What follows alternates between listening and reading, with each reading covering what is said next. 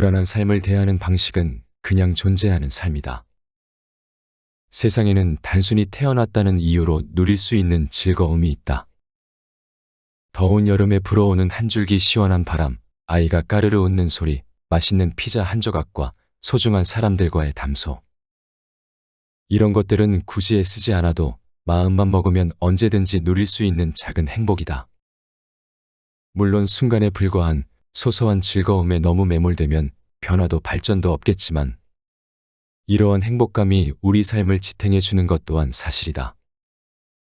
그렇다고 안정과 꿈을 포기하라는 말은 아니다. 목표를 세우고 노력해서 그것을 달성하게 되면 커다란 성취감을 느낀다. 그러나 목표 달성에 실패했을 때 겪는 절망을 견디게 하는 것은 바로 이런 작은 즐거움들이다. 영화로도 만들어진 소설 스틸 앨리스는 하버드 대학교 심리학과 교수이자 명망 높은 언어학자 앨리스 하울랜드가 조발성 알츠하이머병을 앓으며 건강과 기억과 지성을 서서히 잃어가는 과정을 담담하게 그린 작품이다. 같은 대학 교수로 재직하는 남편, 변호사인 큰딸, 의사인 아들, 배우를 꿈꾸는 막내딸까지 앨리스의 삶은 무엇 하나 부족한 게 없었다. 하지만 병으로 인해 학자로서의 명성과 행복했던 추억과 사랑하는 사람들까지도 모두 잊어버릴 위기에 처하자 그녀는 마지막으로 하고 싶은 일들을 정리하며 이렇게 말한다. 시험관 아기 시술이 성공한다면 안나의 아기를 안아보고 싶었다. 그리고 리디아가 자랑스러워하는 연극 무대에 선 모습도 보고 싶었다. 톰이 사랑에 빠진 모습도 보고 싶었다. 존과 안식년을 한 번 더 보내고 싶었다. 읽는 능력을 잃기 전에 원 없이 책을 읽고 싶었다. 앨리스는 방금 든 생각들에 놀라며 실소했다. 하고 싶은 일들의 목록에 언어학이나 강의, 하버드와 관련된 건 하나도 없었다. 앨리스는 마지막 한 입 남은 아이스크림 콘을 입에 넣었다. 그녀는 앞으로도 이런 따스하고 화창한 봄날과 아이스크림을 더 즐기고 싶었다. 안정적인 삶도 꿈을 이루는 삶도 중요하다. 하지만 애쓰지 않아도 누릴 수 있는 아이스크림 콘 같은 행복이 존재한다는 사실은 평온함을 준다.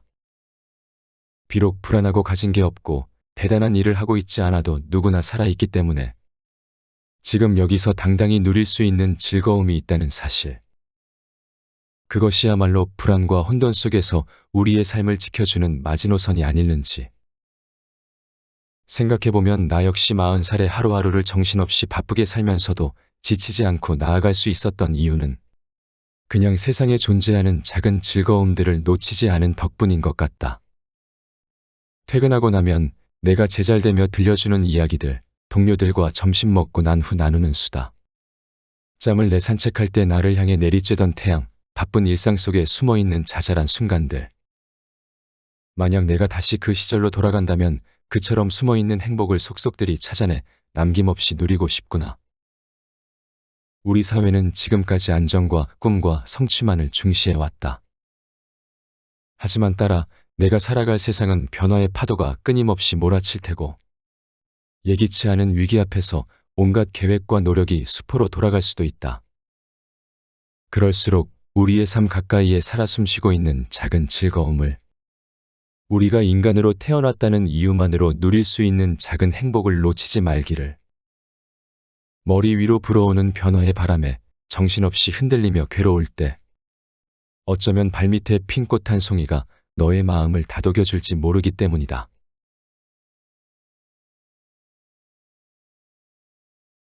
인생에 너무 많은 기대를 하면 안 되는 이유. 따라 내 큰 이모부가 작년에 팔순이었던 걸 기억하니 그날 나는 형부에게 80번째 생신을 맞이한 기분이 어떠시냐고 여쭤봤다. 그때 형부가 그러시더구나. 나한테는 생일이 따로 없어. 그냥 매일 아침이 내 생일이야.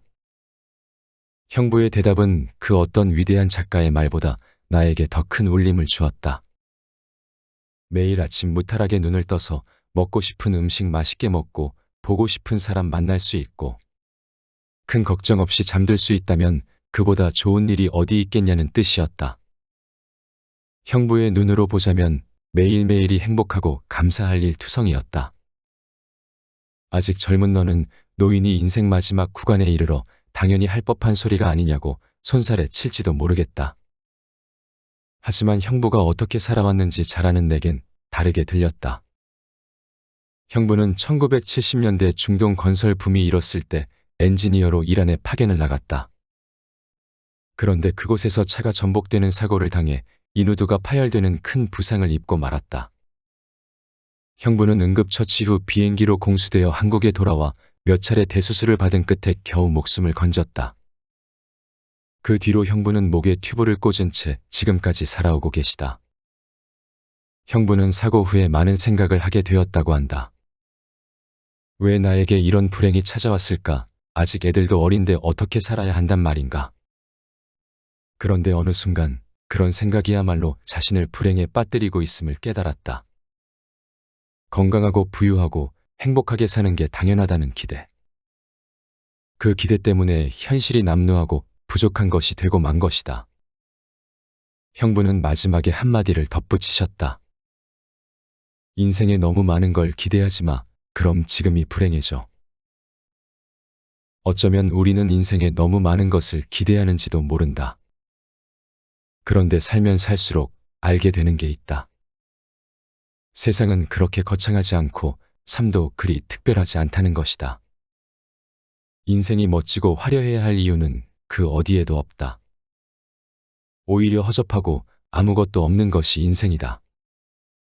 잘났든 못났든 다 같이 죽음으로 가는 도중에 서 있기에 그 과정에서 한때 인기도 맛보고 전성기도 누렸다면 그것으로 족하다. 이것을 수용하는 데서 진정한 의미의 성장이 이루어진다. 넘치게 기대하지 마세요. 진료실을 찾는 분들에게 내가 조언하는 말이기도 하다. 인생은 생각만큼 거창하지 않다. 그러므로 대단한 존재가 돼야 하고 그게 아니면 형편없다고 생각하는 건 애초부터 잘못된 문제를 푸는 것과 같다. 그리고 현실이 아무리 초라해도 인생이 공허하고 무의미하기만 한 것은 아니다. 한계를 인정하고 꿈을 재조정하고 아름다움과 비루함이 공존하는 세상을 있는 그대로 바라볼 때 우리는 비로소 현실에 좌절하지 않고 뜻대로 살아갈 수 있다. 꿈을 이룬다는 것은 바로 이런 뜻이다.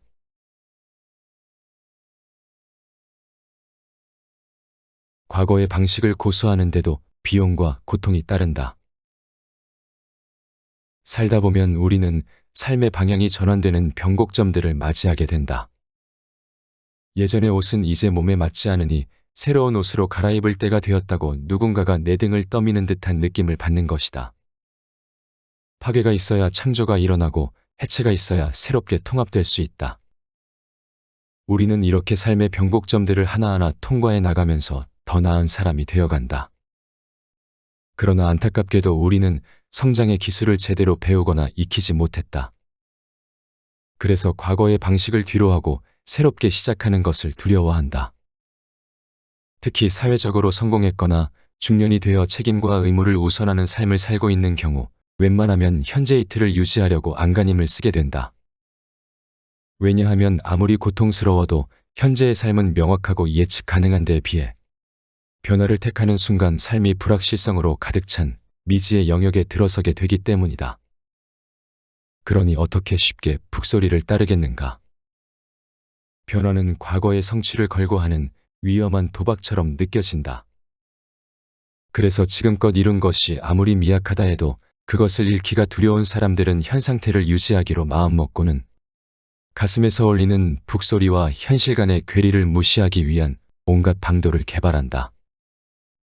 그리고 어느덧 그 생활에 적응해 버린다. 이런 상태에 대해 미국의 소설가 존 가드너는 이렇게 말한다. 인간은 항상 자기 자신으로부터 달아날 온갖 교묘한 방도들을 생각해낸다. 우리는 자신을 너무나 바쁘게 만들고 자신의 삶을 여러 가지 오락거리로 채우고 머릿속에 엄청난 양의 지식을 꽉꽉 담아넣고 수많은 사람들과 관계를 맺고 여기저기 오지랖 넓게 기웃거릴 시간은 있지만 그러느라고 우리 내면에 두려우면서도 멋진 세계를 탐험할 시간은 결코 없다. 그래서 중년기쯤 되면 대부분의 사람들은 자기 자신으로부터 달아나는데 능란한 선수가 되어 있다. 그러나 현 상태를 유지하는데도 고통과 비용이 따른다는 점을 기억해야 한다. 겉으로는 아무 문제 없는 생활을 누리는 것처럼 보이지만 내면은 황폐해진다. 불만족스럽고 불안하고 답답하고 지루하다. 자주 화가 나고 자주 슬퍼진다. 갑자기 겁이 나기도 한다. 그러다 어느새 무기력해지고 결국은 무감각해진다. 현재를 유지하는 대가로 삶의 생동감과 에너지를 내주는 격이다.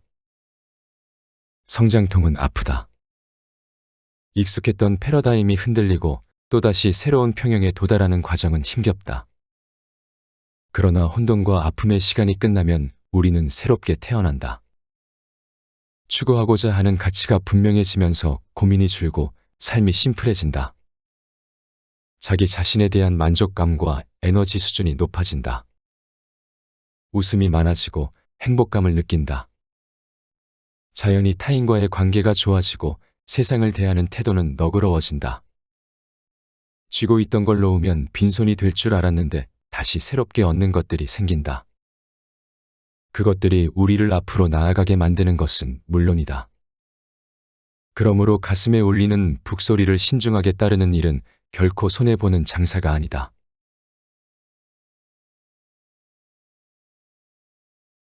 어른이 되는 동안 우리가 잃어버리는 것들. 칼 융은 아이가 가장 조심해야 할 것은 부모의 살지 못한 삶이라고 이야기하기도 했다. 어른이 되는 동안 배우고 적응해야 하는 것은 페르소나, 즉 가면의 삶이다. 사회에서 용인하는 적합한 행동이자 타인에게 인정받고 사회적 지위를 누리기 위해 마땅히 수행해야 하는 역할이다.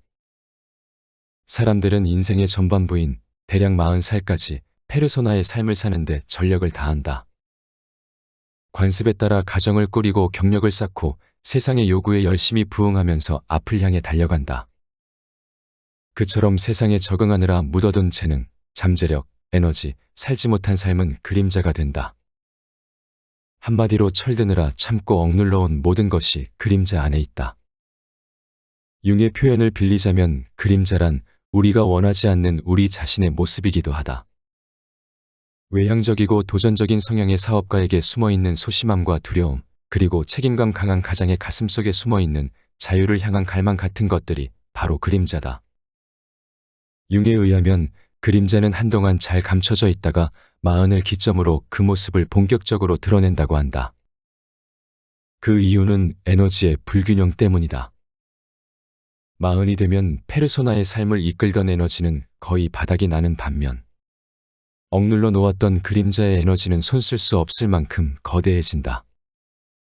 사람들은 번아웃을 경험하고 그동안의 삶의 회의와 공허를 느낀다.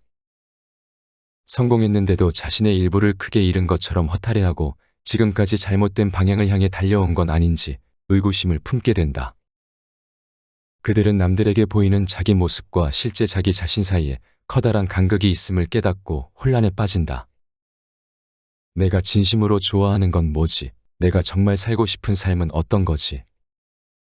그래서 융은 40이 되면 마음의 지진이 일어난다고 말한 바 있다. 지진은 판과 판이 만나 일어나는 붕괴다. 힘과 힘이 맞붙은 전쟁이다. 마음의 지진도 마찬가지다. 페르소나와 그림자가 맞붙은 대결에서 자아는 현명하게 균형을 되찾아야 한다.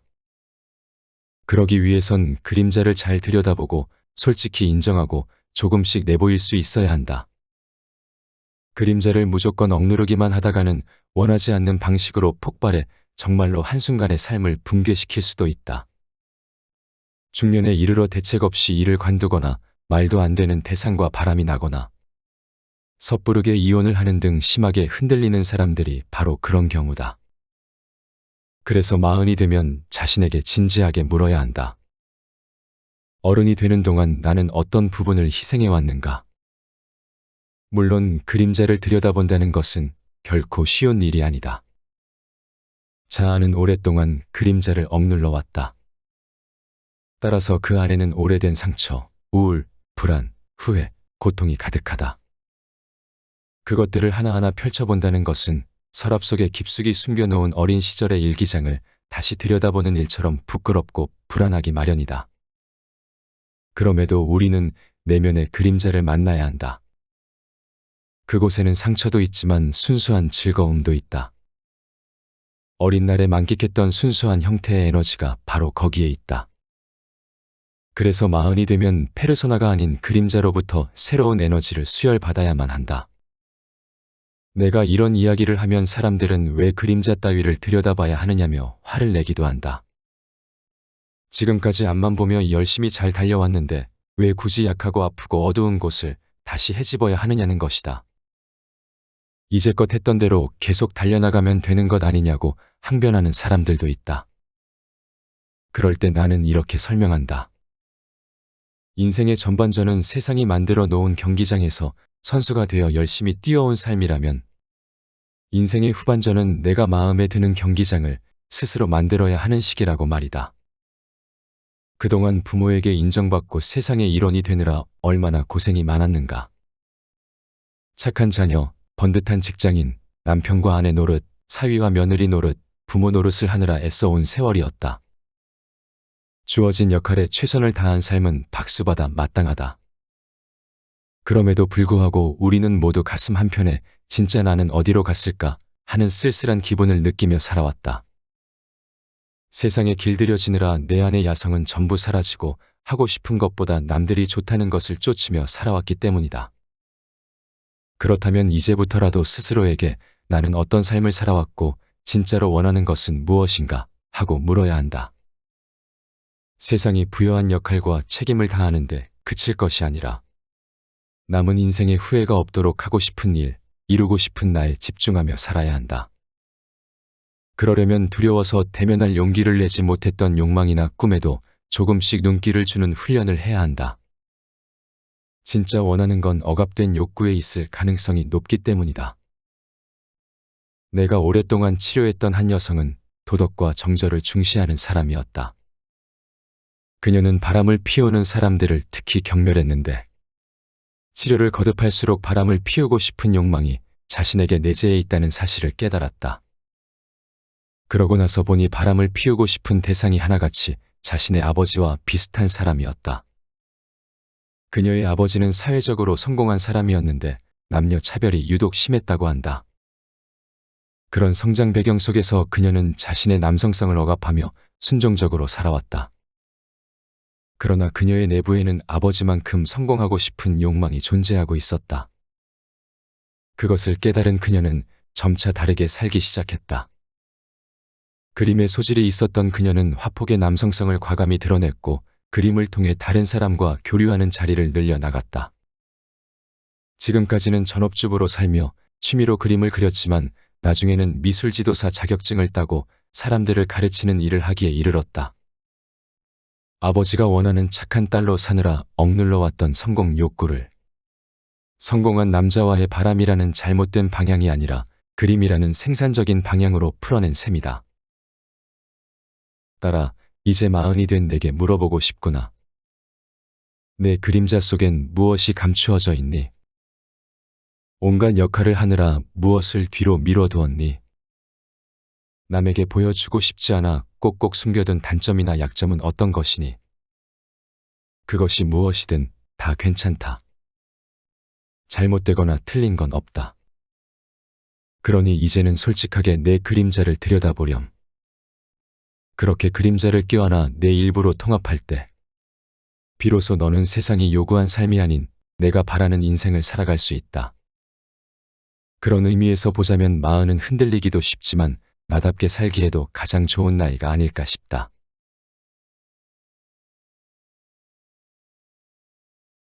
앞에서 소개한 내용은 벌써 마흔이 된 딸에게에서 가져왔다. 쳇바퀴 같은 하루하루에 삶에 지친 사람들은 묻는다. 인생, 정말 이게 다인가? 나는 무엇을 위해 지금까지 달려온 걸까? 그래서 정신분석가 칼 융은 마흔이 되면 마음의 지진이 일어난다라고 말하기도 했다. 하지만 저자는 마흔의 흔들림 앞에서 너무 겁먹을 필요는 없다고 얘기한다. 왜냐하면 마흔에 접어들며 경험하는 혼란은 전환의 시기가 왔음을 알리는 신호이자 새로운 삶의 단계로 나아가라는 내면의 소리이기 때문이다. 즉 이때의 혼란은 삶을 재정비하고 다시 성장하기 위해 누구나 거치는 당연하고도 필수적인 과정이다. 저자 또한 37살에 중년의 위기를 겪으며 힘들었지만 그 덕분에 인생에서 정말로 중요한 것이 무엇인지를 깊이 생각해 볼 수 있었고 중요치 않은 일들은 과감하게 정리해 나갈 수 있었다. 마흔을 앞두고 인생을 한번 가지치게 할 수 있었고 그것은 이후의 삶에 큰 도움이 되었던 것이다. 따라 마흔의 흔들림 앞에서 너무 겁먹지 않았으면 좋겠다. 이제야말로 세상의 기준에 맞춰 오느라 세상이 부여한 역할과 책임을 다하느라 억눌러 온 너의 욕구들을 돌아볼 때다. 남들이 뭐라든 내가 하고 싶고 되고 싶었던 너의 모습들을 찾아보렴. 그러면 내게 가장 소중한 것들은 무엇인지, 내가 원하는 삶은 과연 어떤 것인지를 깨닫게 될 것이다. 그처럼 생의 의미와 목적을 찾게 되면 앞으로 어떤 시련이 닥쳐오든 너는 무너지지 않을 것이다.